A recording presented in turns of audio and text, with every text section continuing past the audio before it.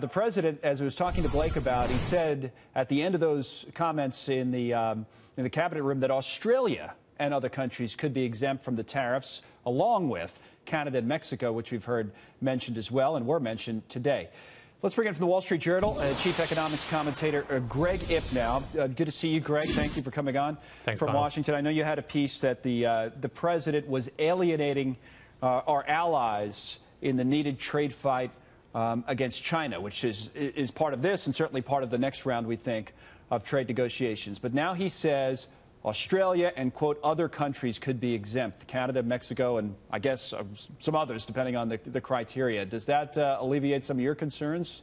Yes, I think the president's showing important flexibility on that issue, and it was flexibility that was urged upon him by his own advisors, including by Gary Cohn, and by the industry, for that matter. If you talk to the aluminum and a lot of the steel industry, they were saying we don't consider Canada and a lot of other countries part of the problem.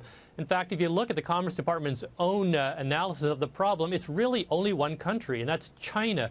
They are the overwhelmingly major source of new capacity in both steel and aluminum in the last 10 or 15 years. Right. And the irony of the action that the president took is that it largely spares China because it's already under basically special retaliatory duties by us. It's an action that hurts our allies, countries like Canada, like the European Union, like Japan, that are liberal market-based democracies. Now, Wilbur Ross and company, they argue that the steel may not be coming directly from China here, but because they're dumping it cheaply onto the market, it's affecting the price. And also, I guess their term they use is transshipping it. In other words, they'll go through another country and come in. So that's their argument for the across-the-board tariffs. I know the president maybe is backing off on that, but is that economically sound? Or look, it's a legitimate concern that really does go on. I mean, Chinese companies will basically disguise the origin or the type of the ore or the metal and send it to another country where it will be just sent in disguise to the United States. It's a legitimate problem. It needs to be dealt with.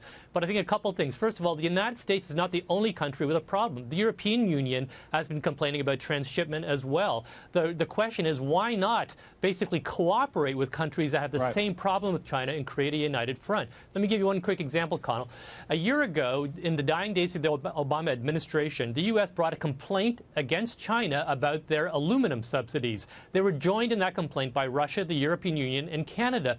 That was a golden opportunity to form, as I might call it, a united front on a common problem. Well, it's almost like a coalition building, right? I mean, it's a Bush 41, Iraq War type thing where you're building a coalition. That's your argument. That's right. You, like in trade, as in military matters, you look around for countries that are your natural allies. And on trade versus China, our natural allies are countries that share our basic market-based principles for trade. And that includes countries like Japan, the European Union, and Canada. To be clear, as the last point, you think the president took a step towards your position today, it sounds like. I do think he did, and I think that's very important, but it's still pretty conditional. He's talking only about what we've heard is only like 30-day exemptions. I think that if national security really is your concern, you can't just think about, oh, we have to make it all in the United States. You have to think about what countries can we reliably rely on to supply us and to deal fairly with American producers. All right, Greg, thank you very much. Great analysis. Appreciate you coming on.